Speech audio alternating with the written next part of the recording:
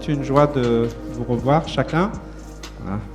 Normalement, il y a plus de monde, mais vous savez que maintenant, c'est une rangée sur deux, donc on n'a pas pu accueillir tout le monde, mais ils vont arriver. Voilà, il y en a qui viennent de loin. Voilà. J'aimerais simplement lire ce texte que, pour ceux qui suivent les petites vidéos que je fais le matin, c'était le texte que j'ai utilisé ces derniers jours. C'est dans Jacques chapitre 1 et à partir du verset 2. Mes frères, regardez comme un sujet de joie complète les diverses épreuves auxquelles vous pouvez être exposés, sachant que l'épreuve de votre foi produit la patience, mais il faut que la patience accomplisse parfaitement son œuvre, afin que vous soyez parfaits et accomplis, sans faillir en rien. Si quelqu'un d'entre vous manque de sagesse, qu'il la demande à Dieu, qui donne à tous simplement et sans reproche, et elle lui sera donnée. Alors, c'est pas évident de considérer que l'épreuve qu'on vit, elle est une bonne épreuve, de l'accepter, mais je pense que c'est quand même important que nous puissions apprendre à traverser les épreuves. Nous n'aimons pas les épreuves, nous ne voulons pas spécialement, mais quand elles sont là, il n'y a pas le choix, il faut les traverser. Donc c'est ce que le Seigneur nous invite à faire, puisque c'est vrai que dans l'épreuve, et on voit là que notre patience, elle est mise à rude épreuve, parce que voilà, on n'a pas forcément envie que ça dure. Et voilà, ce que ce texte dit, Jacques nous dit, c'est que l'épreuve de la foi produit la patience. Donc ça produit quelque chose en nous, afin qu'on soit parfait et accompli. On sait qu'on ne sera pas parfait sur cette terre, mais qu'on sera parfait au ciel. Mais quelque part, c'est notre désir d'avancer avec le Seigneur, sans faillir en rien. C'est pas facile de faillir en rien, mais nous sommes en marche, nous sommes en chemin, et c'est une grâce, oui, de nous retrouver. J'aimerais vraiment qu'on puisse prier et remercier le Seigneur ensemble. Merci Seigneur. Quelle joie, Seigneur, de nous retrouver. Seigneur, c'est une profonde joie, Seigneur Jésus. Dans cette épreuve particulière, Seigneur Jésus, eh bien, tu nous donnes cette joie, Seigneur. Nous ne voulons pas gâcher cette joie, Seigneur Jésus. Mais, Seigneur, nous voulons vraiment être reconnaissants. J'aimerais te louer et te remercier. Merci du fond du cœur, Seigneur, de permettre que nous puissions vivre encore cette communion fraternelle, que nous puissions avoir encore des contacts, Seigneur, directs les uns avec les autres, malgré les temps, malgré les circonstances. Nous voulons, Seigneur Jésus, eh bien, marcher, Seigneur Jésus, oui, dans ce chemin, Seigneur Jésus, que tu nous apprends la patience et tu nous apprends aussi, Seigneur, à nous retrouver, à avoir cette communion fraternelle. Seigneur, je bénis mes frères et sœurs, je bénis tous ceux qui sont sur la route encore. Tu vas les garder, tu vas les conduire, Seigneur Jésus. Et tous ceux qui nous regarderont aussi, Seigneur Jésus, sur Internet, nous les bénissons, je les bénis en ton nom. Seigneur, que ce matin, Seigneur, ça soit un culte vraiment de louange, d'adoration, de victoire, mais aussi, Seigneur, que ta parole, en toute simplicité, Seigneur Jésus, elle produise du fruit dans nos vies. Nous avons besoin de ta parole. J'ai besoin de ta parole. Qu'elle puisse, Seigneur Jésus, réellement, Seigneur Jésus, vivre en chacun de nous. Que ton nom soit béni, que ta volonté soit faite. Amen. Amen. Soyez bénis et soyez réjouis. Dans la joie, nous voulons bien chanter et adorer le Seigneur maintenant. Bienvenue à tous. Ce matin, alléluia, on est à nouveau réunis ce matin et c'est avec plaisir que on peut se revoir de visu, amen. On ne pouvait pas le faire depuis un petit peu plus d'un mois maintenant, mais le Seigneur a permis qu'on puisse revenir, alléluia. Et je suis content de vous voir en bonne santé chacun. Voilà, que le Seigneur nous bénisse et également tous ceux qui nous voient sur Internet en ce moment, voilà, que le Seigneur vous bénisse tous. On va prendre ce chant, Hosanna, un chant célèbre. Ce matin, le Seigneur nous réunit, on veut le célébrer, alléluia. Hosanna, faisons place au roi des rois, au Seigneur des seigneurs, Jésus. Tu es le roi, le sauveur, à toi la gloire et l'honneur, alléluia.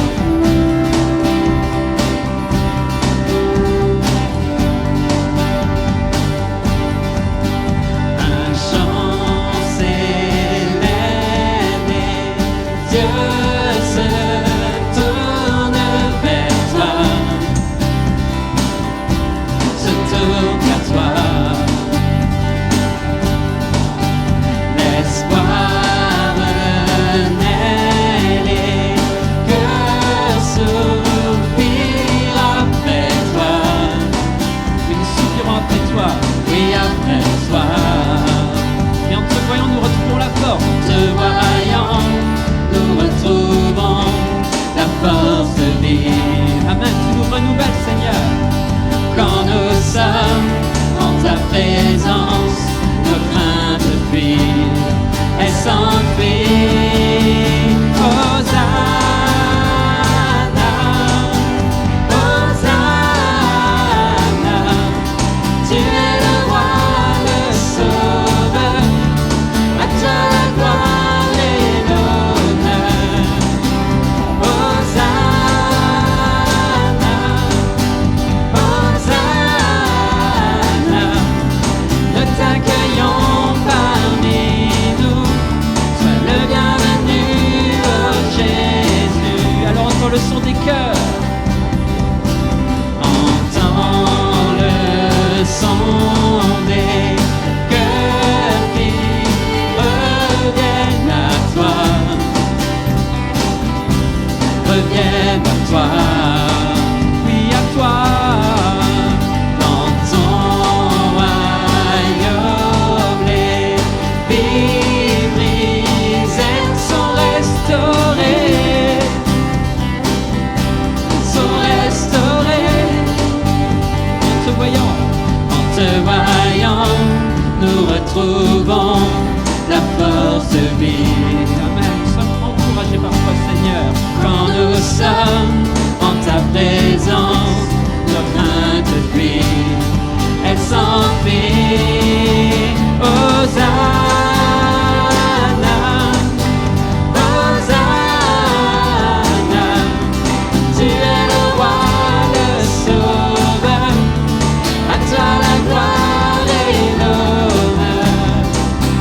Hosanna, Hosanna, nous t'accueillons parmi nous, sois le bienvenu, oh Jésus. Hosanna, Hosanna, Hosanna, tu es le roi, le sauveur, à toi la gloire et l'honneur. Hosanna, Hosanna, nous t'accueillons parmi nous, sois le bienvenu, oh Jésus. Hosanna, Hosanna,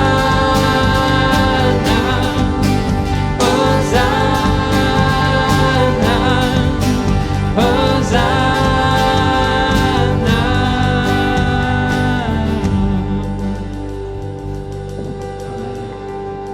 En te voyant, nous retrouvons la force de vie.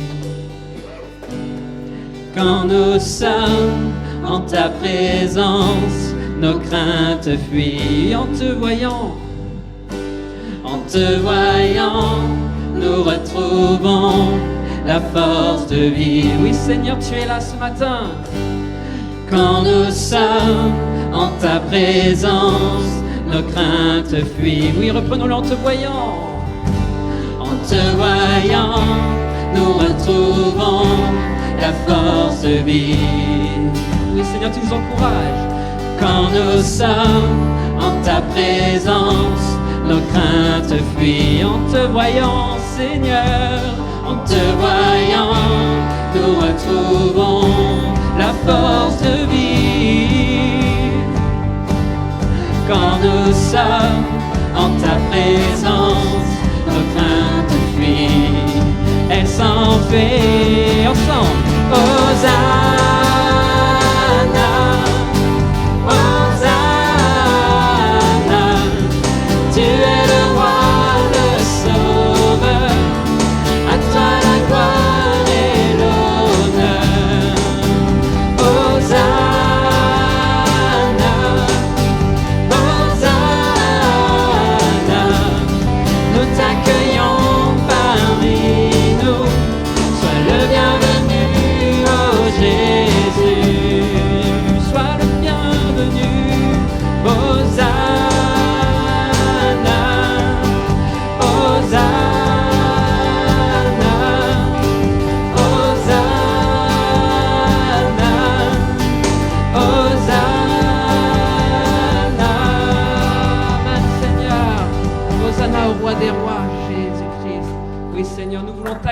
Seigneur, ce matin, t'acclamer, Seigneur Jésus. Tu es le roi des rois, le Seigneur des seigneurs. Seigneur, il n'y a que toi, Seigneur, qui peut réjouir nos cœurs, que toi qui peux délivrer nos âmes, Seigneur, du tourment. Seigneur Jésus, nous sommes à toi. Nous venons à toi ce matin, pleinement dans cette joie, Seigneur. Alléluia. Oui, Père, ce matin, c'est à tes pieds que ma louange vient se déverser, Seigneur.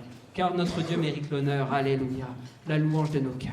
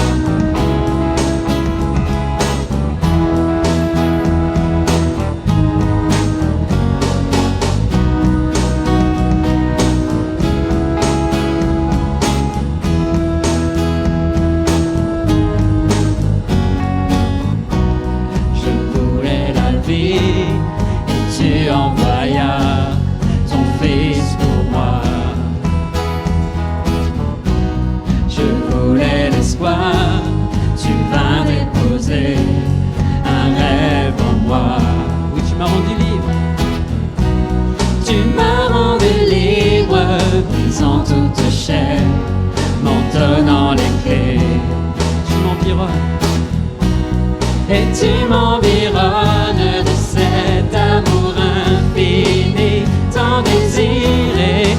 Alors ma foi en toi est éternelle et immuable, et ma force trouvée en toi, c'est la joie qui ne change pas. Oui, ensemble, prenons-le, tu es notre Père.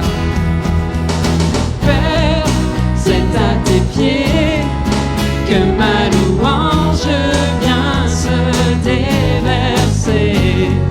Tu mérites l'honneur que de mon cœur je veux t'apporter.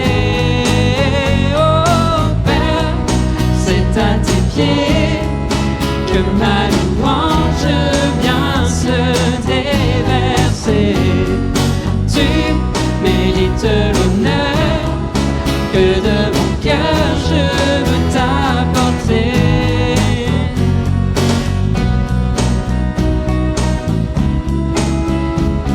Alléluia. Seigneur, tu es digne de cette louange éternelle. Je voulais la vie et tu envoyas ton Fils pour moi. Je voulais l'espoir, tu vins déposer un rêve en moi. Tu m'as rendu libre. Tu m'as rendu libre, brisant toute chaîne, m'en donnant les clés. Et tu m'environnes de cet amour infini, tant désiré. Alors ma foi en toi est éternelle et immuable, et ma force trouvée en toi, c'est la joie qui ne change pas. Oui, ensemble. Père, c'est à tes pieds que ma louange vient se déverser. Tu mérites l'honneur que de mon cœur je veux t'apporter. Oh Père, c'est à tes pieds que ma louange vient se déverser. Tu mérites l'honneur que de mon cœur je veux t'apporter. Voilà mon chant, voilà mon cœur et mon amour, tout pour toi Jésus. Voilà mon chant, voilà mon cœur et mon amour, tout pour toi Jésus. Voilà mon chant, voilà mon cœur et mon amour,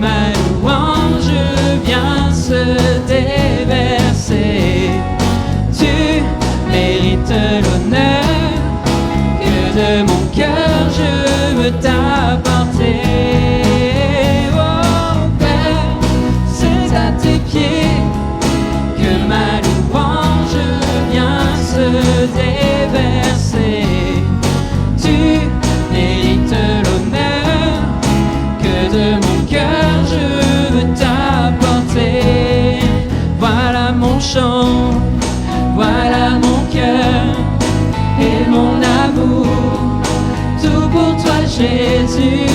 Voilà mon chant, voilà mon cœur et mon amour, tout pour toi Jésus. Voilà mon chant, voilà mon cœur et mon amour, tout pour toi Jésus. Voilà mon chant, voilà mon cœur et mon amour, tout pour toi Jésus.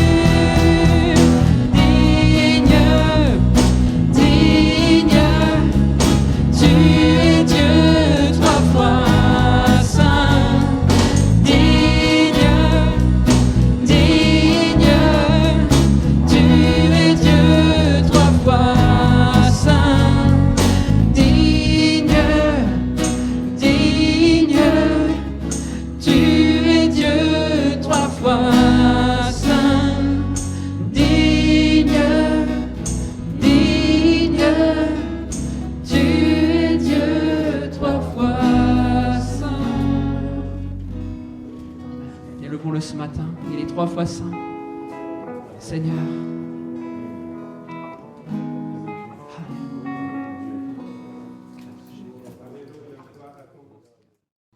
C'est par son sang que nous sommes sauvés. Et si ce matin, pensons que nos péchés sont comme le cramoisi, le Seigneur nous dit, non, je t'ai couvert par mon sang et tu es plus blanc que la neige. Alléluia. Qu'on puisse saisir ces paroles, le Seigneur seul peut sauver nos âmes.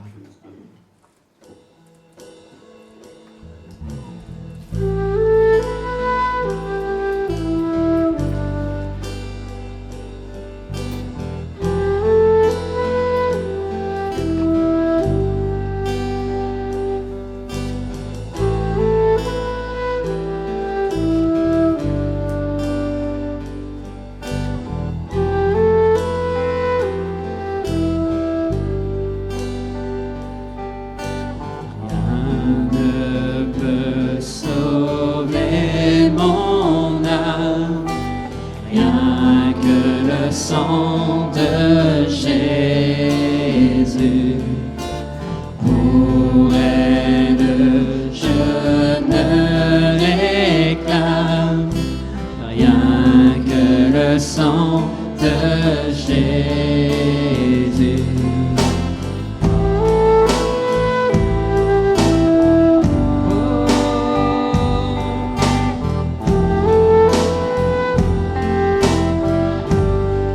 Oui, pour mon pardon. Pour mon pardon, je ne vois rien que le sang de Jésus. Pour mon salut, je ne crois rien que le sang de Jésus. Oh, précieux sang de l'agneau, qui me donne un cœur nouveau. Rien d'autre, je ne veux plus, rien que le sang de Jésus.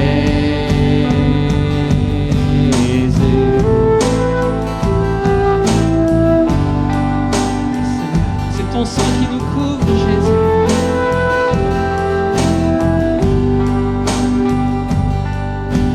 Je n'ai pour toute espérance rien que le sang de Jésus. Pour appui, pour confiance, rien que le sang de Jésus. Oh, précieux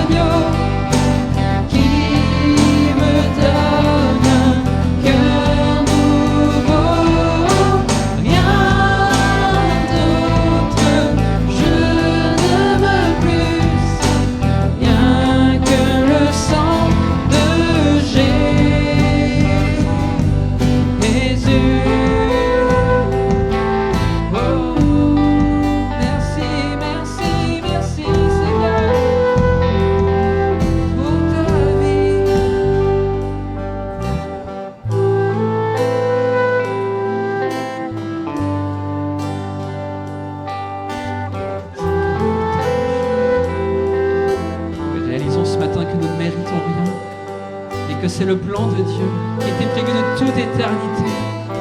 Que Jésus soit donné, que Jésus vienne, qu'il donne sa vie, qu'il s'offre pour nous racheter, pour que nous soyons un peuple qui choisisse de choisir la vie. Alléluia. Seigneur, ce matin nous sommes là parce que nous avons choisi la vie. Seigneur, nous n'avons pas choisi de rester dans le monde, mais nous avons choisi de te suivre, Seigneur Jésus. Bien même que nous sommes encore dans le monde, Seigneur, nous sommes auprès de toi, Seigneur. Alors ce matin, nous voulons demeurer dans ta présence, Seigneur Jésus. Demeurer dans ta paix, Seigneur Jésus. Car tu nous offres ta paix, tu nous offres ta vie, Seigneur. Et nous voulons nous réfugier en toi, Seigneur Jésus. Merci pour tes promesses, parce qu'elles sont oui, amen, elles s'accomplissent, Seigneur Jésus, et elles s'accompliront encore. Merci pour le peuple des rachetés que nous formons, que de chaque assemblée, Seigneur, que nous représentons, nous pouvons former, Seigneur. Alléluia, car c'est là ton Église, Seigneur. C'est là ton Église, Seigneur, qui brille, éternel. Restons dans sa présence.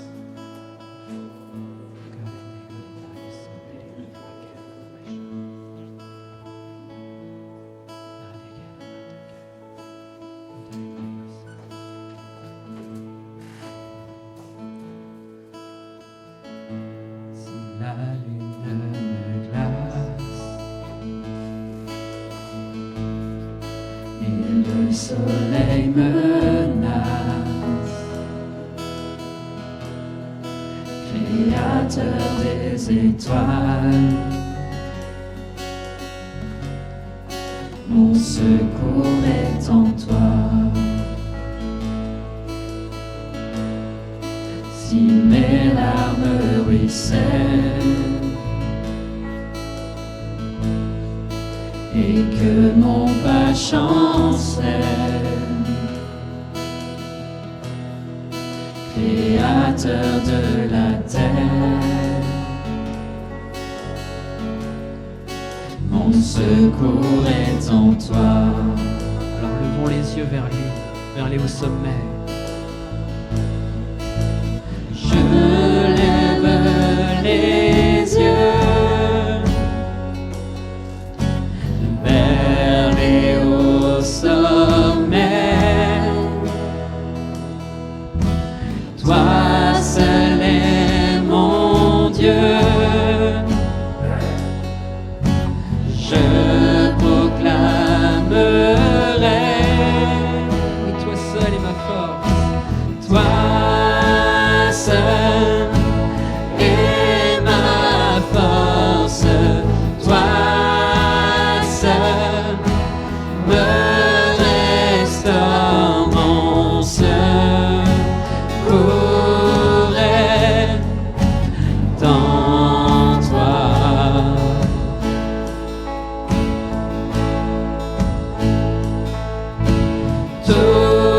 Toujours tu me portes, jamais tu ne dors, mon secours est en toi. Si la peur m'envahit, Si la peur m'envahit et mon âme chavire, Créateur de la vie, mon secours est en toi. alors je lève les yeux vers les hauts sommets. Je lève les yeux vers les hauts sommets. Toi seul est mon Dieu. Je proclamerai. Oui, toi seul. Toi seul est ma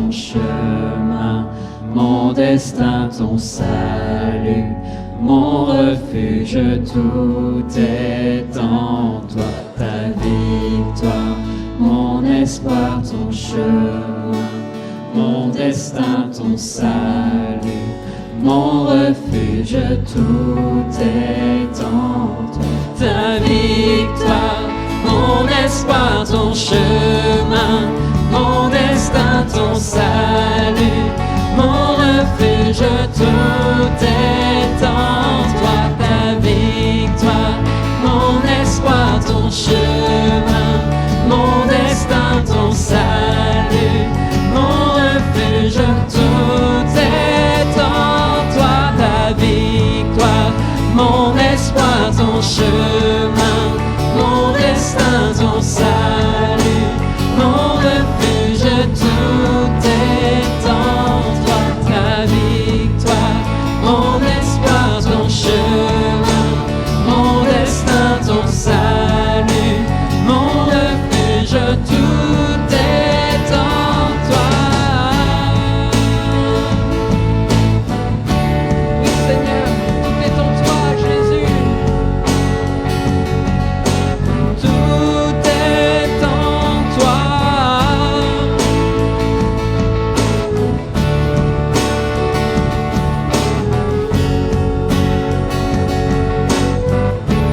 Oui, ta victoire, mon espoir, ton chemin, mon destin, ton salut, mon refuge, tout est en toi, ta victoire, mon espoir, ton chemin, mon destin, ton salut, mon refuge, tout est en toi, ta victoire, mon espoir, ton chemin, mon destin, ton salut, mon refuge, tout est en toi, ta victoire, mon espoir, ton chemin, mon destin, ton salut, mon refuge, tout est en toi.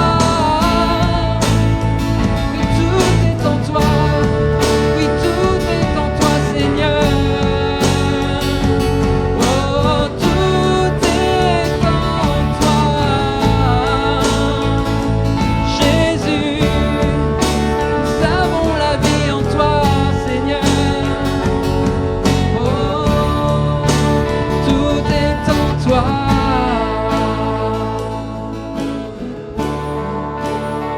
Tout est en toi. Tout est en toi, Jésus. Nos vies sont entre tes mains. Nos cœurs sont en toi, Jésus. Remplis de ton esprit, nous pouvons adorer ton saint nom, ô Dieu. Oh, oh, oh, oh, Jésus, nos espoirs sont en toi.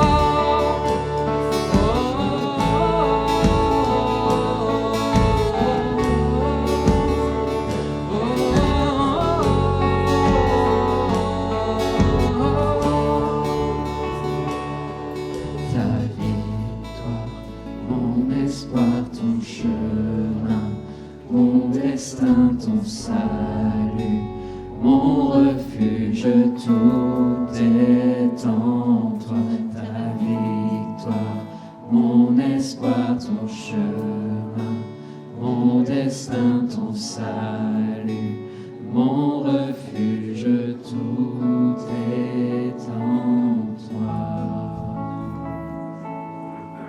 Grâce, merci Seigneur. Voilà, on verra. Il y aura une petite surprise là. Tout à l'heure, je ne vous en dis pas plus, vous verrez. Voilà. Et puis à ce moment-là, je demanderai à Julien, tu pourras baisser les lumières au moment où on diffusera. Simplement, donc, on a la joie de se retrouver. Bonjour à ceux que je n'ai pas salués.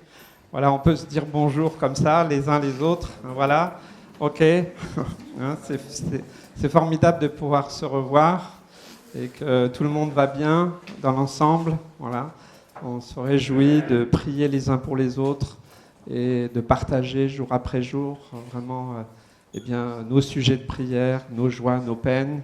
Et je crois que c'est important de le faire dans des temps comme cela. Donc le culte sera rediffusé sur YouTube dans la soirée entre 19 et 20 heures. Voilà. Ceux qui sont abonnés, vous recevrez la petite information. Pour ceux aussi qui ne l'auraient pas vu, vous pouvez aussi le partager. Et puis donc, pour l'instant, nous allons continuer à faire les réunions de prière sur Zoom pour l'instant. Voilà, donc en tout cas jusqu'au 15 décembre, on va attendre les prochaines décisions. Donc je sais que certains ont du mal à se connecter avec cet outil. Vous pouvez demander aux jeunes, aux plus jeunes, voilà, ou moi-même, ou certains qui savent. C'est important, on n'est pas très nombreux, mais c'est pas important. On est entre 6 et 15 suivant les soirs. C'est soit le mardi, soit le jeudi soir à 20h. On partage les sujets de prière, on se rappelle de ce que Dieu a fait, donc on le remercie, puis aussi on prend des nouvelles les uns des autres. Donc si vous désirez participer, eh bien envoyez-moi un petit texto ou un mail, et puis il faudra télécharger l'application Zoom sur votre téléphone. Vous aurez juste un lien que je renvoie, vous avez juste à cliquer dessus et rentrer, vous n'avez pas de paramétrage particulier, juste mettre le son et l'image. Voilà, donc ça c'est formidable. Donc Dieu voulant, on se retrouve aussi dimanche prochain à 10h. Amen.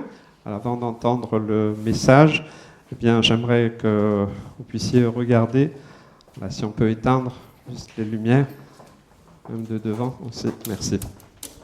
Bonjour, ici Stéphane Kéry. Bonjour à l'église Résurrection, Horizon.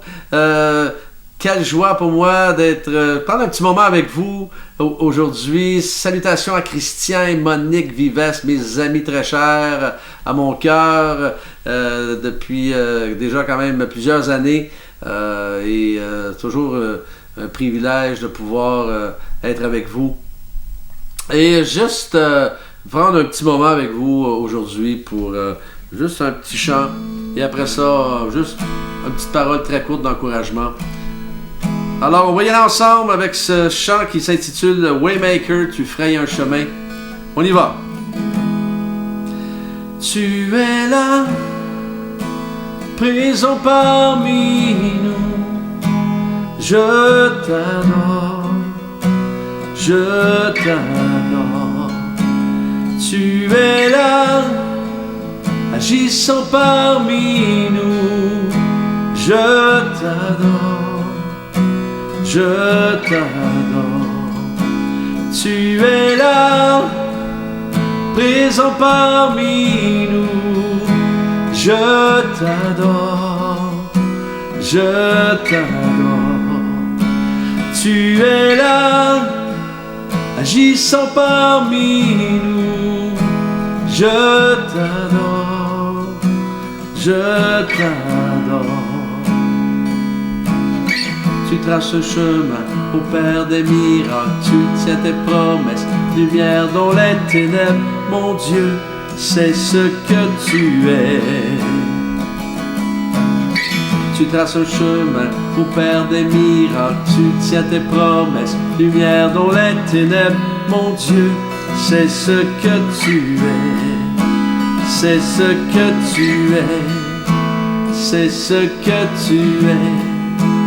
C'est ce que tu es, c'est ce que tu es. Et quand je ne le vois pas, tu es là.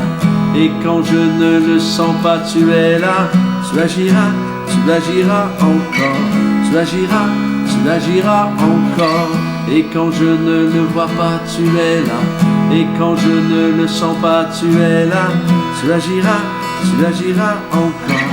Tu agiras encore. Et quand je ne le vois pas, tu es là. Et quand je ne le sens pas, tu es là. Tu agiras encore. Tu agiras encore. Il agira encore. Dieu en a pas terminé avec l'église Horizon. Résurrection Horizon. Il y avait un texte Juste un petit texte rapidement. Dans 2 Thessaloniciens, chapitre 2, verset 2, 2 Thessaloniciens 2, 2, ça dit « Ne vous laissez pas si facilement ébranler dans votre bon sens, ni troubler par une révélation, un message ou une lettre qu'on nous attribuerait et qui prétendrait que le jour du Seigneur serait déjà là. » Il est assez d'appoint en ce moment, ce verset. Il est à propos avec les temps que nous vivons, je crois, parce qu'il y a tellement d'opinions de gauche et droite, des complotistes, des ci, des ça, des gens qui... Il y a tout et tout. Il y a tout un mélange en ce moment qui mélange le peuple de Dieu et malheureusement, trop d'entre nous, on embarque là-dedans. Trop d'entre nous, on apporte une opinion, on dit notre opinion à voix haute et on est frustré. Il y a des gens qui sont frustrés, il y a des chrétiens qui sont frustrés.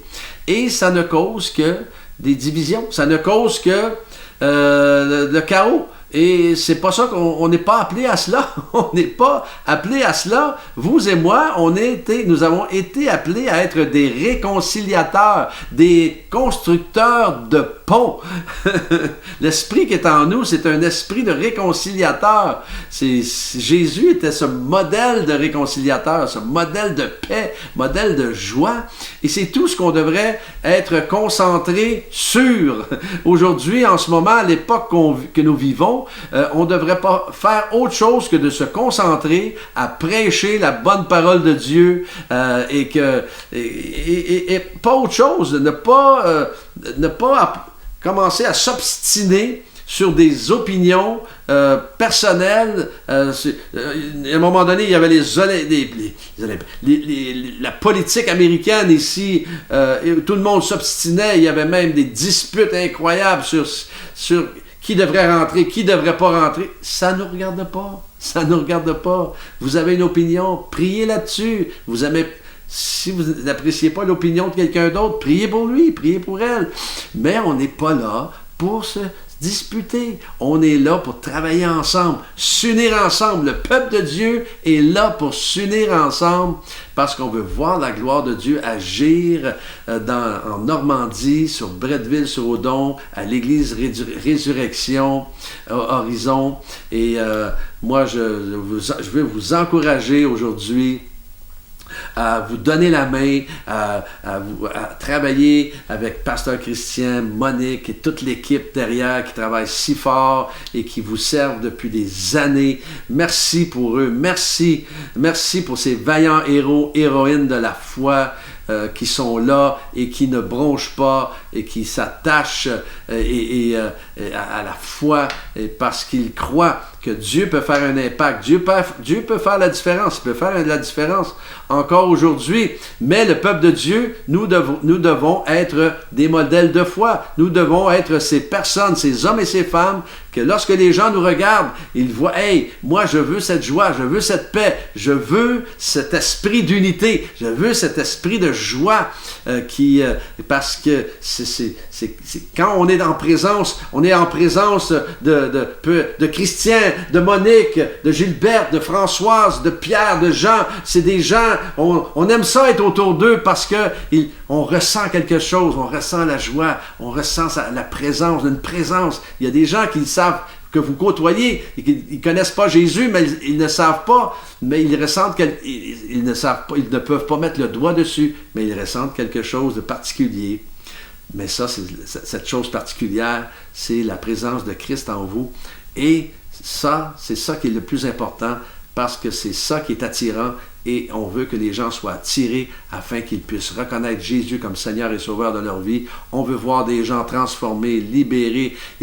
Noël arrive bientôt et les gens ont besoin d'une attention particulière, ont besoin de vous, ont besoin de l'Église Résurrection Horizon pour les envelopper de leurs bras d'amour et d'être les mains, et les pieds, la bouche du Seigneur qui vont prendre soin des gens, des démunis. Alors, merci pour qui vous êtes. Merci pour ce sujet de joie sur Bretteville-sur-Odon et pour la Normandie. Et merci encore à Christian et Monique. Je vous embrasse très, très, très fort. Que Dieu vous bénisse abondamment et au grand plaisir de se revoir bientôt, j'espère. Soyez bénis et je vous souhaite de très belles fêtes. Bonjour, chère Église de la Résurrection. Bonjour, Pasteur Christian, Monique, toute la famille.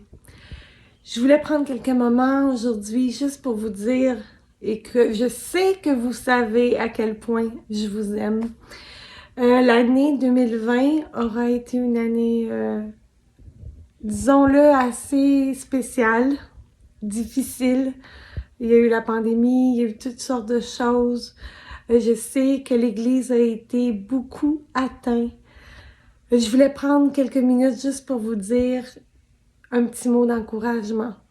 Le Seigneur est avec vous, il ne vous a pas oublié.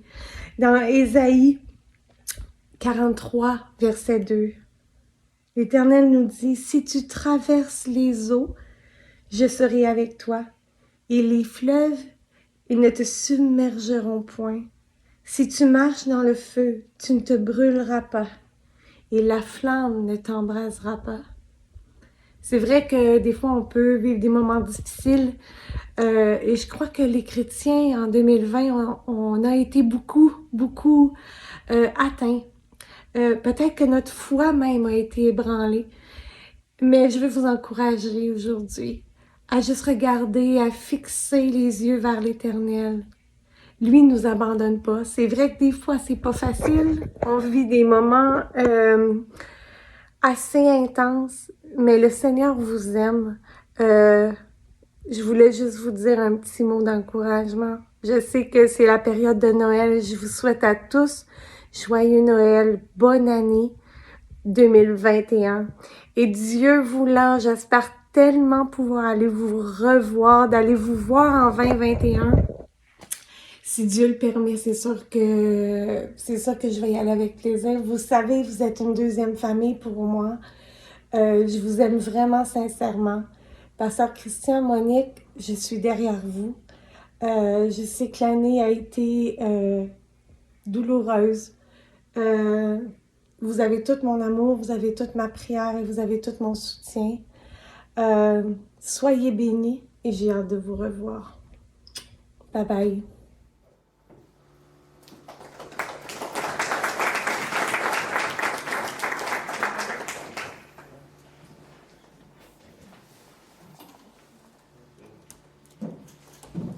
C'est bon, il n'y en a pas d'autres? Non, pas aujourd'hui. Non. Ok.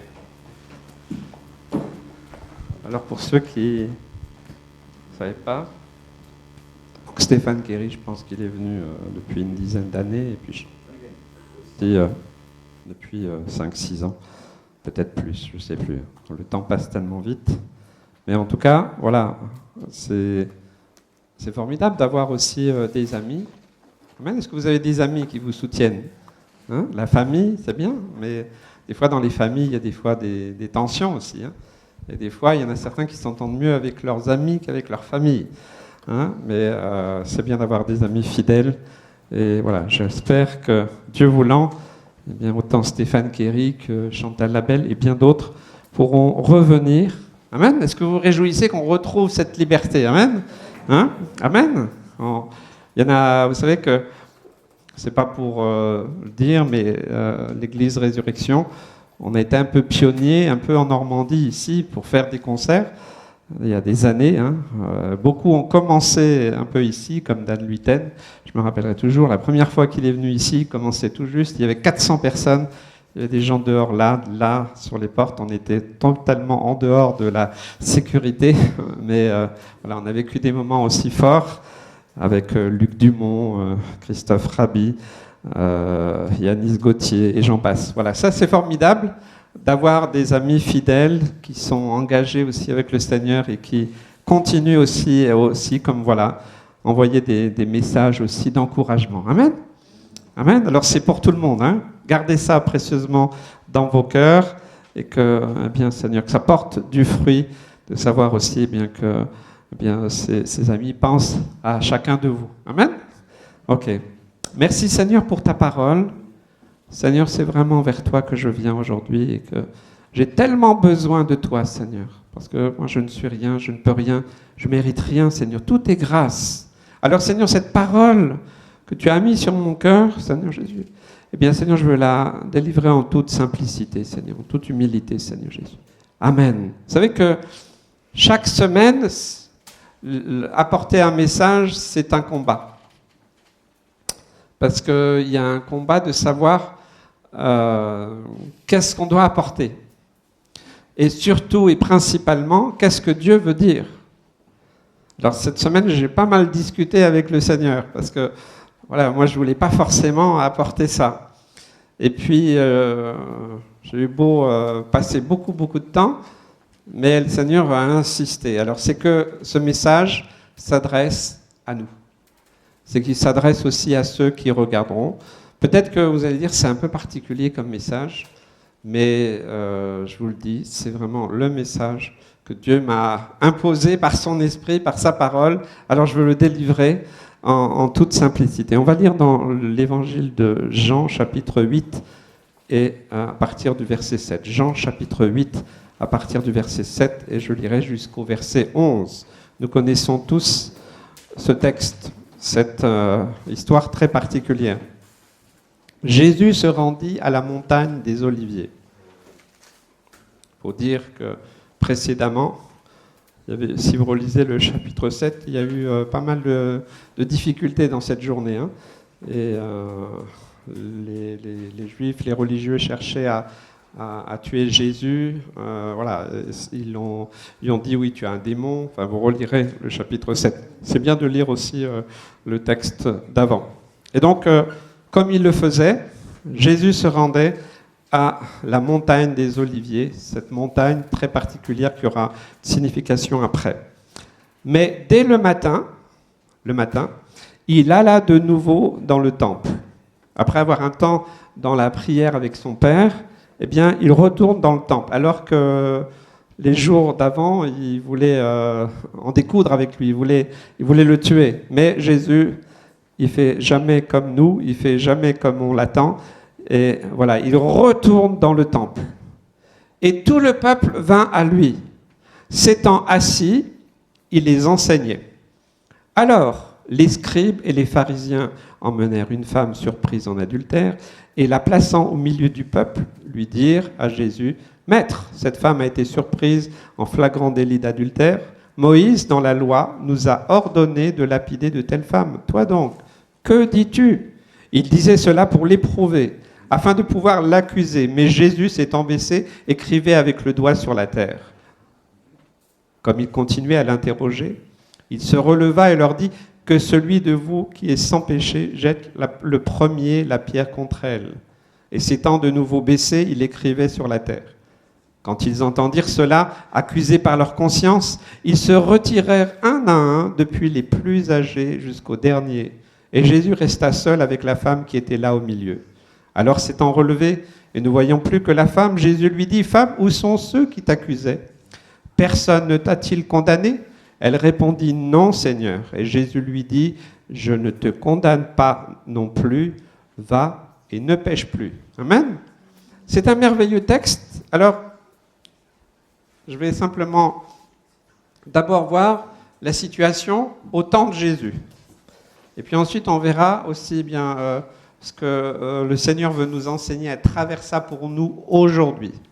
Alors, c'est pas forcément, voilà, c'est pas parce que c'est ce sujet, c'est pas le sujet de l'adultère, parce que ça peut être tout à fait autre chose. Hein. Il faut aller plus loin, il faut regarder beaucoup plus loin. Voilà, il y avait une attitude des religieux de l'époque de Jésus. Les religieux qui connaissaient donc la Torah, la loi de Moïse, ils cherchaient un moyen à arrêter Jésus, à tuer Jésus, mais ils avaient la peur du peuple. Ils craignaient le peuple parce que beaucoup suivaient Jésus. Et ils avaient aussi peur des Romains et ils ne savaient pas trop comment agir. Donc ils ont cherché différentes manières d'intervenir pour arrêter Jésus. Alors, ils se sont certainement concertés. Comment arriver à troubler les enseignements de Jésus ? comment on va arriver à le coincer pour que publiquement le peuple voit que finalement Jésus, il y a un souci. Et pour faire adhérer le peuple au sujet de l'arrestation et de la mort de Jésus. Alors, vous savez, les religieux de cette époque-là, ils choisissent quelque chose qui est dans la loi. Et comme Jésus connaissait très bien la loi, donc ils vont quelque part à travers la loi de Moïse, étant donné qu'ils n'ont rien trouvé d'autre contre lui, ils allaient trouver là, dans le texte, un moyen, une ressource pour pouvoir l'arrêter. Alors, ils vont agir de la sorte, c'est-à-dire poser une question extrêmement précise en emmenant un fait très précis devant Jésus et devant la foule. Et ça, c'est la manière dont les religieux agissaient de ce temps-là. Piéger Jésus. Alors, qu'est-ce qu'ils font ? Ils trouvent, parce qu'ils ont trouvé une femme en flagrant adultère. Alors, je dirais, entre parenthèses, que c'est bizarre que ce soit que les femmes qui aient été jugées, parce que il me semble que pour un adultère, il y en a 2, il me semble. Donc là, il faut faire attention. Et à l'époque, et je crois que c'est toujours un peu le cas, à l'époque, c'était les femmes qui étaient pointées du doigt. On lapidait la femme, mais pas l'homme. Enfin, si on remonte bien plus loin dans l'Ancien Testament, les deux étaient lapidés. Mais là, à l'époque de Jésus, voilà comment ça se faisait. Alors, ils prennent cette femme, ils la mettent au milieu, la foule est là, et les religieux, ils sont là, et qu'est-ce qu'ils font ? Ils veulent poser une question à Jésus très précise. Et qu'est-ce que fait Jésus ? Après les avoir enseignés, le texte nous dit qu'il était assis, il les a enseignés, et donc ils ont emmené cette femme. Et Jésus, à ce moment-là, qu'est-ce qu'il fait ? Il dit que Jésus écrivait sur le sol. On ne sait pas exactement ce qu'il écrivait, mais je pense que ça devait un peu les énerver, la foule et autant les religieux. Vous savez, ça fait un peu, faites ce que vous voulez. C'est comme si qu'il ne s'intéressait pas à ce qu'il disait, à ce qu'il faisait. Et ne faisaient pas vraiment attention à eux. Alors ils ont été beaucoup plus pressants et ils ont posé une question extrêmement précise à Jésus, une question directe qui ne pouvait pas laisser une non-réponse. Ils voulaient une réponse. La réponse était attendue des religieux, mais aussi de la foule. Ils disaient, est-ce que les religieux ont trouvé le moyen ou un piège ou une faille ? Alors, Jésus, qu'est-ce qu'il fait ? Le texte nous dit qu'il se lève et il prononce une parole puissante, une parole vivante, extrêmement particulière. Parce que Jésus n'est pas du tout impressionné par tous ces religieux, par cette foule. Je vous dis, les jours d'avant, ils ont cherché à le tuer de différentes manières, à l'atteindre, à l'humilier, à le harceler. Donc, il se relève et très certainement, comme la question des religieux était très claire, et les religieux et certainement la foule devaient certainement avoir dans le poing déjà une pierre, parce que de toute façon ils se disent il n'y a qu'une seule réponse, il n'y en a pas deux, il n'y en a qu'une, et on va ainsi lapider cette femme avec l'accord et l'aval de Jésus. Mais quand Jésus se lève, qu'est-ce qu'il fait ? Alors qu'ils attendent tous que Jésus approuve cette lapidation, il prononce une parole extrêmement puissante, que celui qui n'a jamais péché prenne la première pierre ou jette la première pierre à cette femme. Et quand il a prononcé cette parole, qu'est-ce qu'il fait ? Il se remet accroupi, il continue à écrire sur le sol, sans se préoccuper de la suite, de la réponse, de la réaction des religieux ou de la foule. Alors, je me suis posé la question, pourquoi il a parlé du premier qui va jeter, il aurait pu parler de ceux qui vont jeter les pierres. Il a parlé de celui du premier. C'est une impressionnante et puissante parole de Jésus. Parce que celui qui va jeter la première pierre, il va justifier toutes les autres. Vous savez, du temps de Jésus, je crois que c'est toujours pareil, on attend toujours quelqu'un qui commence. Hein, et puis les autres suivent. C'était pareil. Donc, Jésus s'est adressé à celui qui allait prendre la responsabilité de jeter le premier cette pierre, en jugeant, en condamnant, en voulant tuer cette femme. Et donc ça, c'est vraiment capital, crucial dans cette parole puissante de Jésus. Les autres, en fait, vous savez, quand les gens suivent les autres, ils ne veulent pas être coupables. Ils ne veulent pas se culpabiliser. Ils veulent... c'est pas moi, c'est l'autre. Moi, j'ai fait que suivre. Hein. Et cette parole de Jésus, cette parole vivante, elle paralyse tout le monde sur place. Chacun avec sa pierre dans la main. Tout le monde est paralysé. Tout le monde est scotché. Cette parole de Jésus est allée directement dans leur conscience, nous dit le texte, pour les confronter à leur propre réalité face à Jésus. Qui est sans péché? C'est Jésus. C'était le seul qui avait le droit de jeter cette pierre. Ça aurait normalement être le seul et l'unique. Donc, quand Jésus parle, vous voyez, ce n'est pas un long discours. Il connaît la nature humaine, il connaissait la nature humaine de ces religieux. Et il sait qu'il va se confronter à de la résistance, mais que cette parole va venir agir au plus profond de leur esprit et de leur pensée, dans leur âme, au plus profond de leur être. Cette parole, c'est une parole de vie, voyez ? Ils attendaient une parole de mort. C'est ça qu'ils attendaient. Mais Jésus se lève et il prononce une parole de vie. C'est extraordinaire, amen. C'est extraordinaire cette parole de vie. Jésus va toujours à contre-courant des pensées humaines. Alors, il se passe quelque chose de particulier. Le texte nous dit que, je pense qu'ils ont lâché leurs pierres, les uns après les autres, et des plus âgés jusqu'aux plus jeunes. Eh bien, qu'est-ce qu'ils ont fait? Ils se sont sauvés. Ils sont partis les uns après les autres. Chacun d'eux, ayant entendu cette parole de Jésus, est obligé de reconnaître intérieurement qu'on est tous des pécheurs. Qu'ils ont tous péché. Mais vous savez, les plus jeunes, ils observaient les plus âgés. Encore une fois, le phénomène de foule ou de ceux qui suivent. Et donc, c'est les plus âgés, les uns après les autres, qui ont lâché prise, qui ont lâché cette pierre et qui sont partis. Parce qu'ils étaient des exemples. Dans le type de société de l'époque de Jésus, les personnes âgées étaient plus respectées, je crois, qu'aujourd'hui. Et ils étaient des exemples. Donc les jeunes, ils regardaient, ils observaient. Qu'est-ce qu'ils allaient faire? Si le premier avait jeté la pierre, je pense que tout le monde aurait suivi. Mais comme les plus âgés sont partis, eh bien, les plus jeunes aussi ont lâché et ils ont préféré quitter les lieux pour éviter un déshonneur. Les plus jeunes les suivent dans leur démarche et lâchent aussi leur pierre et s'enfuient rapidement.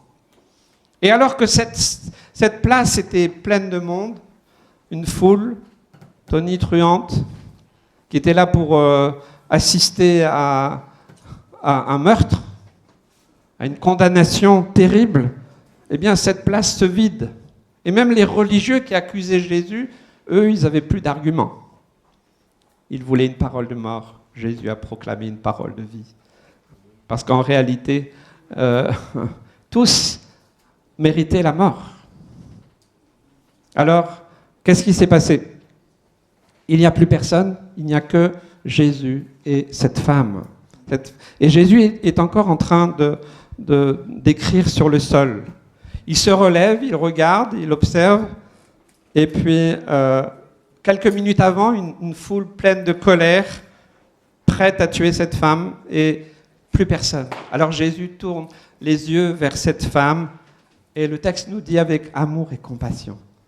Amen. avec amour et compassion. Ça, c'est Jésus. Ça, c'est le Jésus que je connais. Plein d'amour et de compassion. Amen. Est-ce que vous connaissez ce Jésus? Et il lui prononce aussi une parole très simple. Ils sont où tes accusateurs? Qui est-ce qui t'accuse encore? Et cette femme aussi, certainement, de regarder autour d'elle, elle dit, il n'y a personne, il n'y a plus personne. Peut-être que la question de Jésus peut paraître bizarre, vu les circonstances. Mais il y a le désir de Jésus de communiquer, de dialoguer avec cette femme, d'avoir un contact. Pas le dire, voilà, ok, plus personne, ok, tu peux rentrer chez toi. Non, il veut avoir un contact personnel avec cette femme. Amen. Il a un message à lui transmettre. Il a une parole encore de vie pour elle. Amen. Et ce qu'on voit, c'est que, contrairement à l'époque, eh bien, Jésus ne la rejette pas. Jésus ne l'accuse pas. Il ne la condamne pas. Le texte ne nous dit pas qu'il lui a dit, bon, alors explique-moi ton histoire. Allez, raconte-moi qu'est-ce qui s'est passé. Pas du tout. Et les religieux, eux, certainement, c'était leur façon de faire. Jésus ne lui pose aucune question sur quand, comment, pourquoi, et vous savez, on remonte le fil. Pas du tout. Il ne la condamne pas. Contrairement même à la logique de la loi de Moïse, Jésus ne la repousse pas. Il ne lui fait aucun reproche. Et il ne lui pose aucune autre question qui aurait pu embarrasser cette femme. Elle venait d'échapper à la mort. Pour elle, il n'y avait pas du tout de... Il n'y avait pas d'autre solution. Hein. Quand il y a une foule, regardez, des fois, ça nous arrive encore aujourd'hui de voir, dans les pays où les chrétiens sont persécutés, ça arrive encore aujourd'hui. Des chrétiens qui sont lapidés, ça existe encore aujourd'hui. Ou qui sont crucifiés, torturés, c'est encore aujourd'hui. La parole de Jésus, elle est encore une parole de vie, parce que la scène de cet épisode de la vie de Jésus, alors qu'elle est en train de se terminer, pour cet épisode-là, il y a encore cette parole de vie qui fera que cette femme ne pourra jamais oublier ce qu'elle a vécu dans cette journée. Jamais, je vous assure qu'elle ne va jamais oublier ce qui s'est passé. Il lui donne une possibilité de continuer sa vie. Puisqu'il lui dit va, ça veut dire vas-y, voilà, reprends ta vie. Mais il l'invite à se détourner du péché. La puissance de vie de la parole de Jésus a sauvé. Il l'a sauvée vraiment, c'est une réalité. Mais il a aussi délivré cette femme. Amen. C'est un message puissant. J'aimerais simplement qu'on puisse regarder maintenant les implications pour nous aujourd'hui, en 2021. Par rapport à l'attitude des religieux, par rapport à leur désir de piéger Jésus, je crois que c'est vraiment important que, eh bien aujourd'hui, dans ce monde complexe que nous vivons, ne devenons pas des religieux. Amen. Ne devenons pas des religieux qui jugent, qui condamnent. Parce que ça finit toujours comme ça, la religion. La religion, vous voyez, souvent je dis, je suis contre la religion, parce que la religion vous pouvez voir des guerres sur tous les 2000 ans qui ont précédé, et ça n'a amené que des désastres.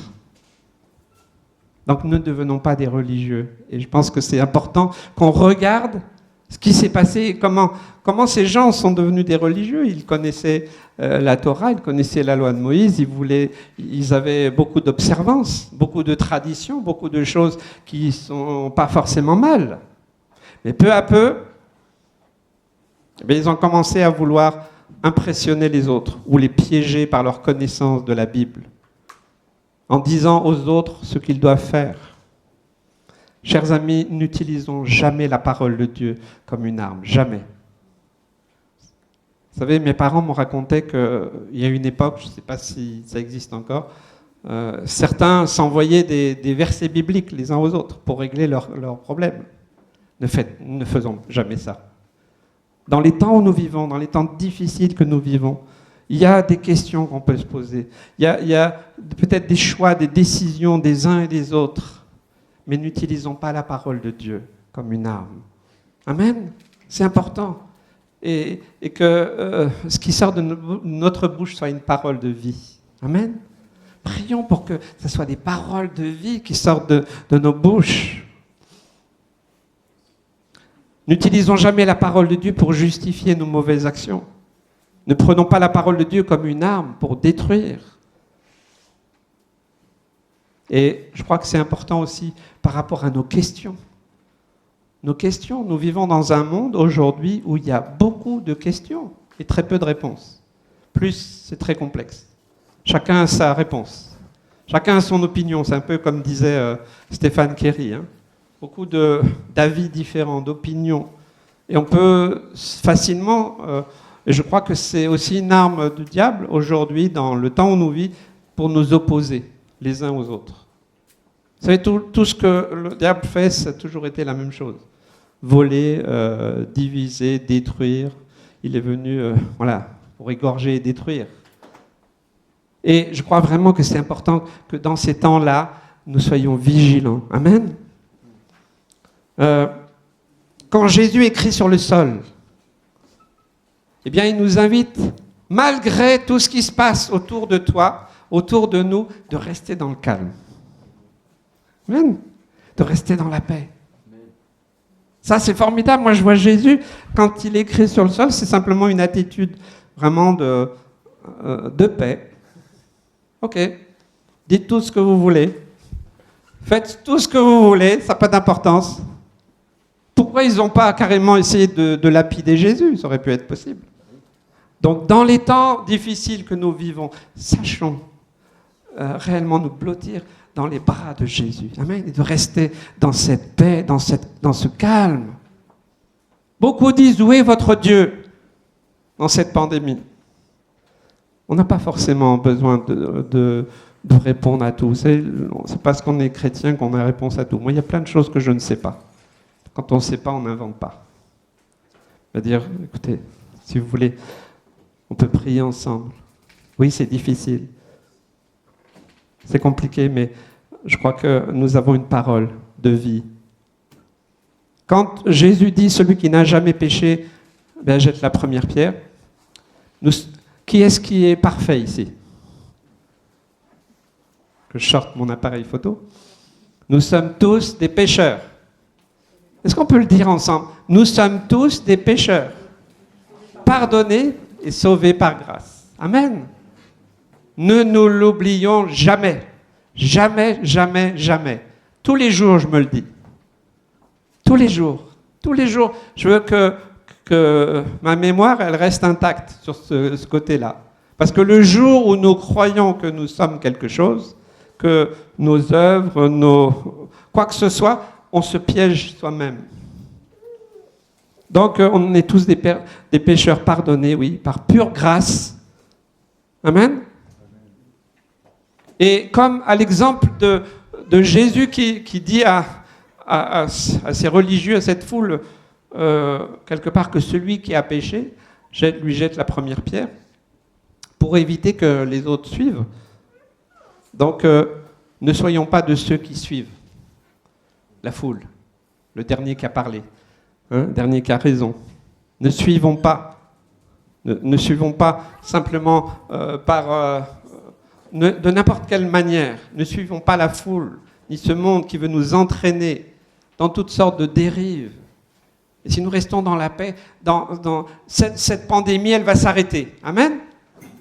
Dieu a fixé un jour, une heure, une minute. Waouh, on va faire la fête.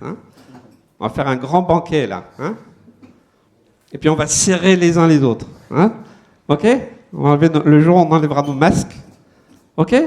On pourra danser la danse de Rabbi Jacob à Nouvel An. OK? C'est partant, Gérald? Waouh! Amen! Notre espoir est en Christ. Amen! Vous croyez qu'on va aller au ciel avec un masque? De toute façon, quand on va être enlevé, ça va tomber. Il y a tout qui tombe. Alors, bon, des fois, on se dit, ceux qui vont rester, des fois, ils vont avoir quelques surprises aussi. OK? Ne suivons pas la foule, même sur des sujets religieux ou bibliques ou autres. Faisons attention. Restons dans la paix, dans le calme, continuons à prier et attendons que le Seigneur, par sa parole, par son esprit, nous donne sa pensée. Amen. Cette parole de Jésus est allée directement dans leur conscience.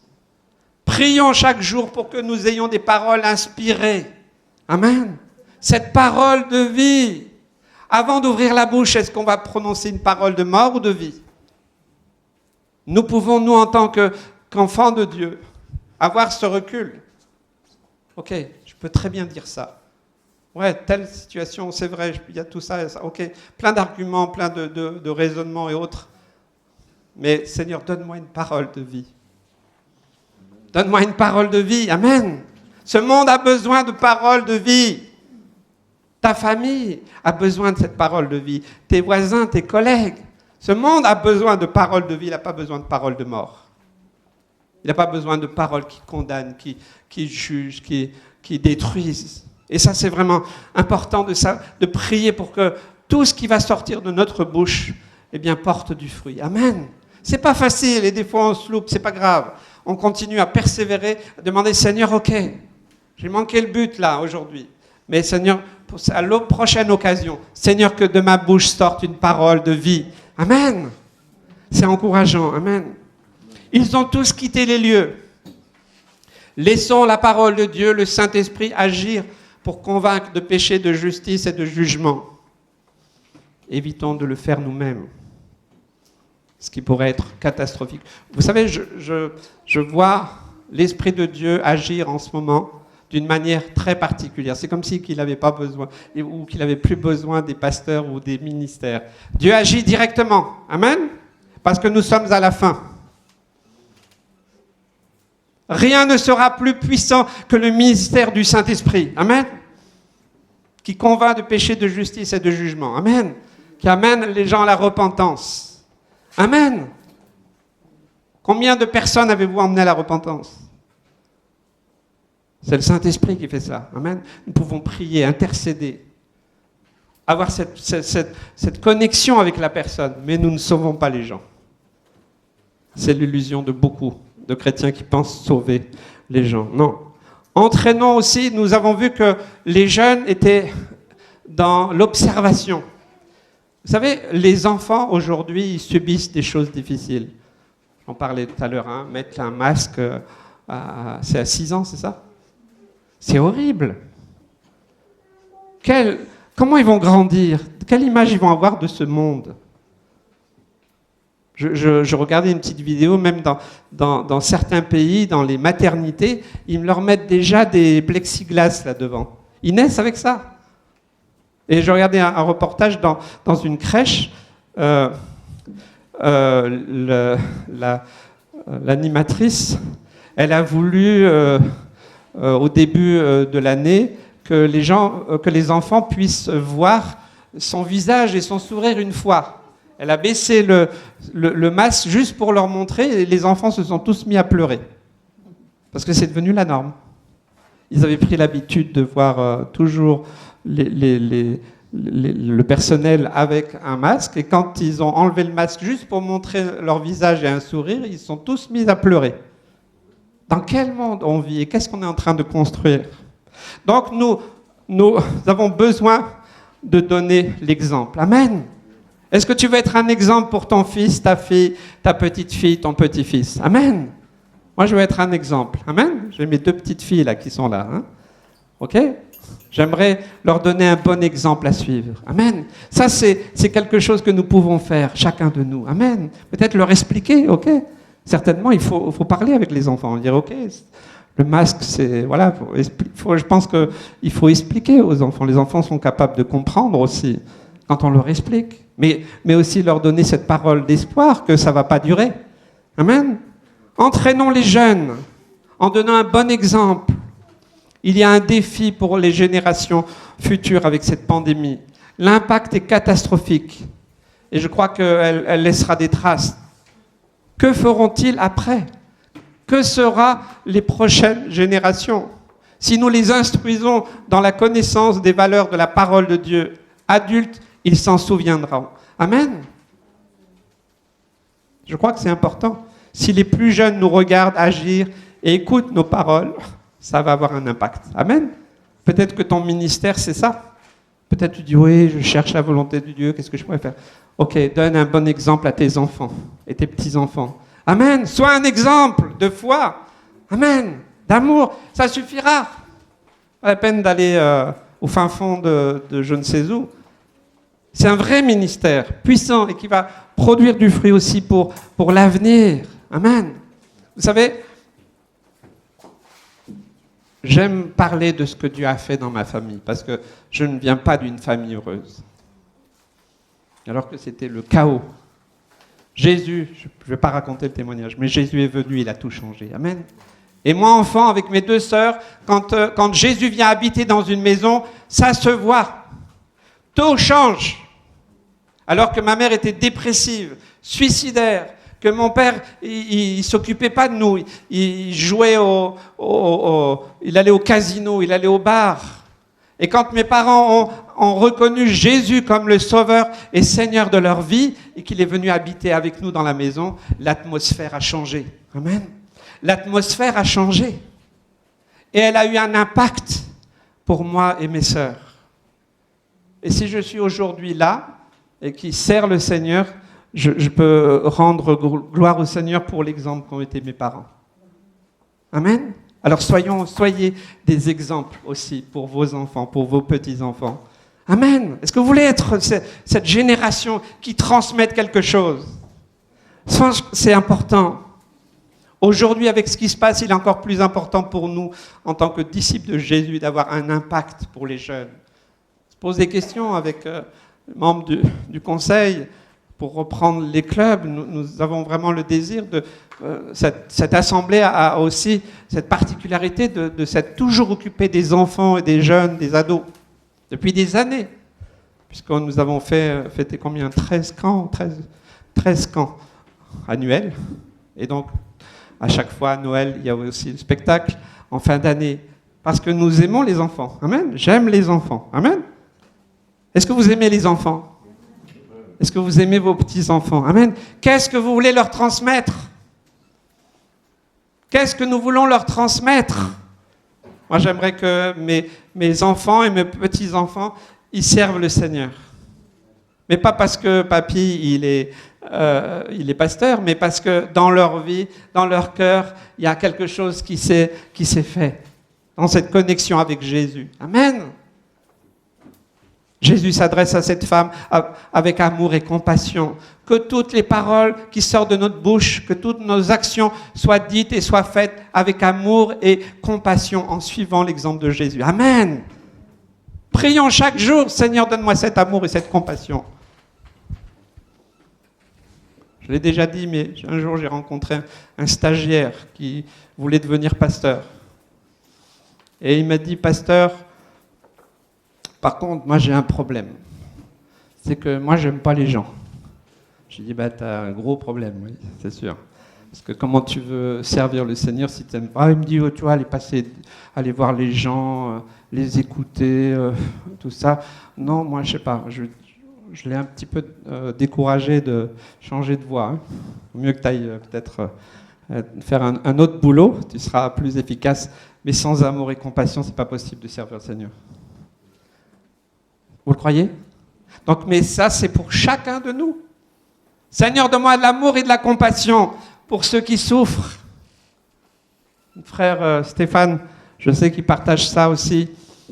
Voilà, parce que l'église Nouvelle Vie à Longueuil, au Québec, à côté de Montréal, il s'occupe beaucoup aussi des sans-abri. À Montréal, il y a un ministère particulier pour les prostituées.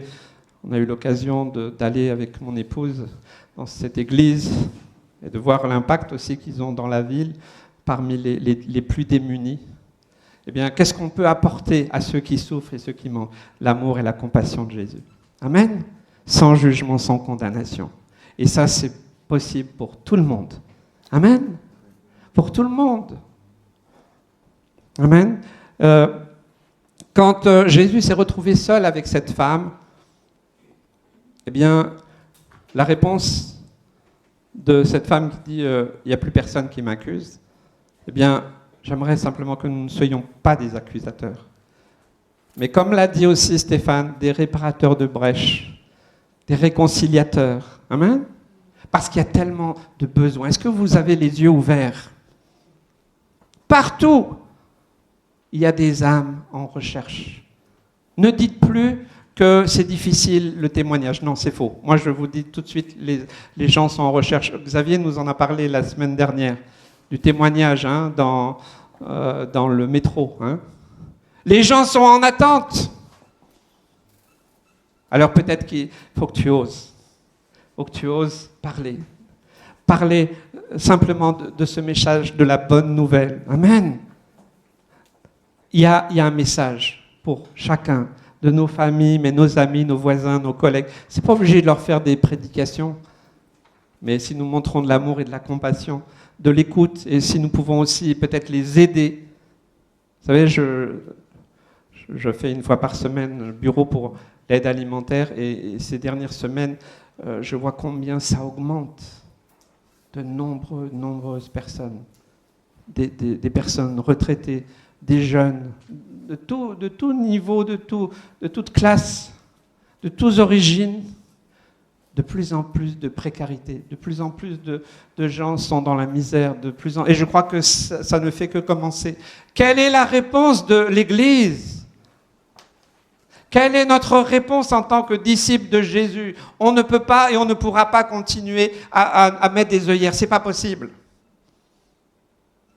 Mais peut-être c'est important que nous puissions nous lever et dire, Seigneur, je ne veux rejeter personne. Tu n'as rejeté personne. Tu n'as accusé personne. Tu n'as condamné personne. Jésus, est-ce que vous avez vu un jour où il a parlé des fois durement? Mais parler, dire les choses, ça ne veut pas dire rejeter. On peut ne pas être d'accord. Vous pouvez ne pas être d'accord avec moi. Ce n'est pas pour ça qu'on va se fâcher. D'accord ? Je pense qu'il y a beaucoup de choses qu'il faut comprendre. On a le droit de ne pas avoir les mêmes opinions. Et heureusement qu'on ne pense pas tous pareil, parce qu'on serait tous des robots. Nous avons le droit de ne pas avoir les mêmes pensées. Mais nous servons le même Dieu, le seul Dieu. Amen. Et nous sommes au moins d'accord pour sa parole. Amen.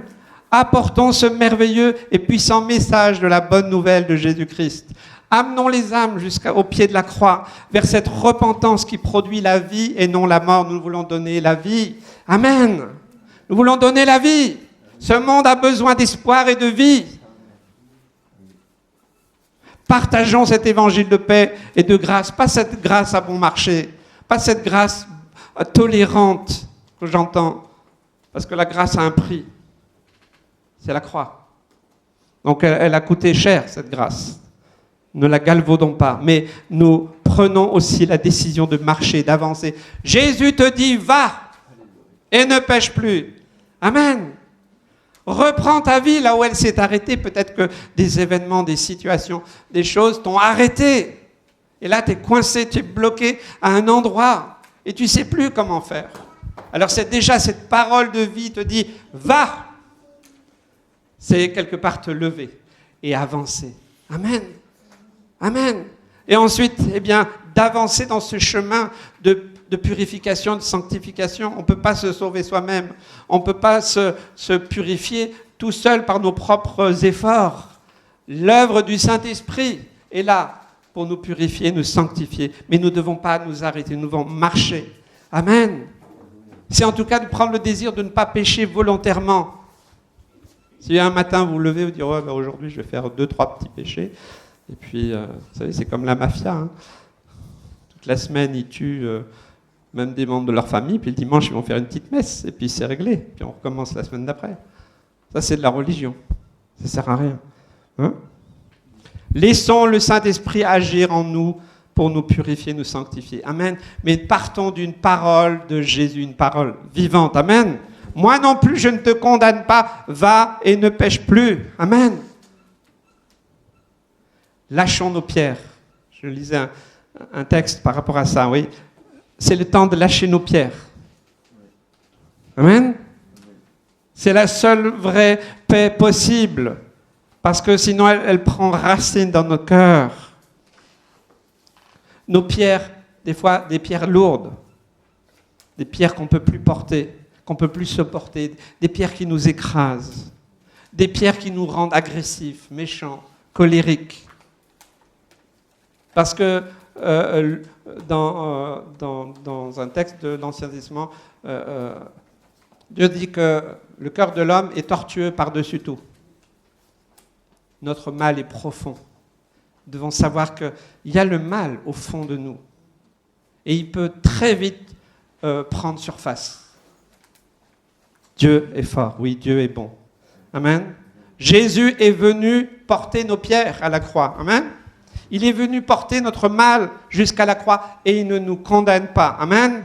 Regardons ce qui nous pèse. Regardons le mal qui est en nous et confions-le à celui qui est notre Sauveur et notre Seigneur. Amen. Soyons libérés. Nous serons libérés. Tu veux être libre? Amen. La liberté. Combien c'est important, hein? C'est le Saint-Esprit qui va nous changer. Libérer plus profondément par le pardon que par un tas de pierres ou une montagne d'accusations.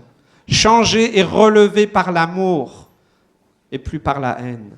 Que Jésus-Christ, qui nous donne d'avoir la confiance de regarder à sa lumière et qu'il puisse enlever les pierres. Je me rappelle avoir prêché un jour. On doit aussi enlever les pierres qui sont au fond de nos cœurs, de notre être, des fois dans nos sentiments, dans nos émotions, dans nos réactions. Il y a des fois des pierres là. Ils sont toujours là. Laissons-le faire cette œuvre. Amen. Pour rester dans sa gracieuse paix. Que Dieu vous bénisse. Merci Seigneur pour ta parole. Oh, qu'elle porte du fruit, Seigneur. Que cette parole de vie, Seigneur, produise un fruit. Va et ne pêche plus. Et Dieu ne te condamne pas. Amen. Même si les hommes te condamnent, Dieu ne te condamne pas. Reviens à la croix. Repens-toi s'il est besoin. Règle ce qu'il y a à régler. Mais Jésus n'est pas ton accusateur. Merci Seigneur pour cette parole de vie. Amen. Que Dieu vous bénisse. On va chanter un dernier chant. Et puis, voilà. Que le Seigneur vous bénisse, vous raccompagne, voilà, dans la paix. Amen. Amen. On peut se lever. On va terminer avec ce chant. Mon Rédempteur vit. Amen. Il est notre Rédempteur. Amen. C'est son sang, c'est sa vie, c'est sa victoire. Amen. Qu'il nous a offert. Alléluia. Alors on va le célébrer, on va le remercier, Jésus. Merci pour cette grâce. Tu ne nous as pas condamnés, mais tu nous as sauvés. Mon Rédempteur vit.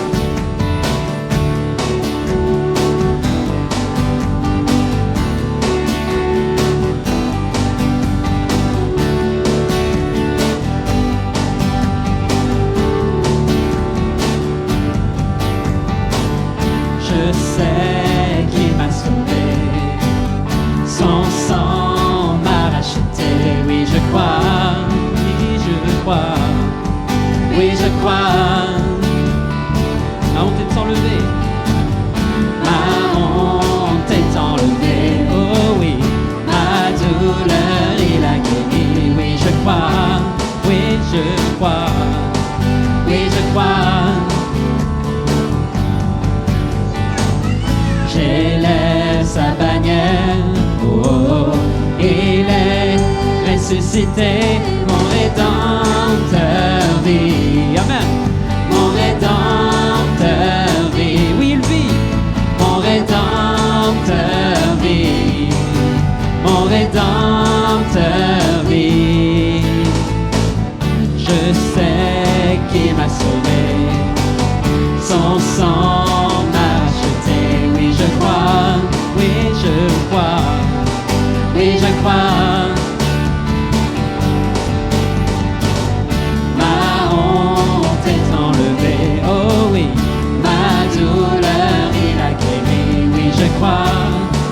Je crois, oui je crois.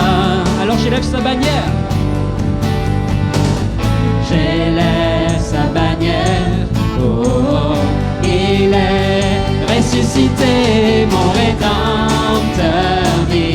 Il vit, mon Rédempteur vit. Amen. Mon Rédempteur vit. Il nous a sauvés.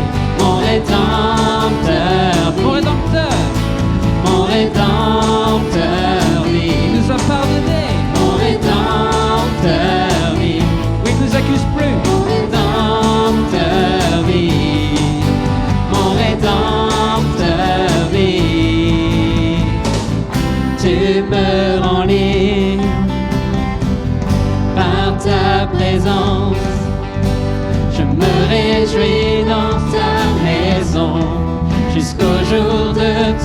retour. Mon Rédempteur vit, mon Rédempteur vit, mon Rédempteur vit, mon Rédempteur vit, mon Rédempteur vit, mon Rédempteur vit, mon Rédempteur vit, mon Rédempteur vit, mon Rédempteur vit, mon Rédempteur vit, mon Rédempteur vit, mon Rédempteur vit, je sais qu'il vit.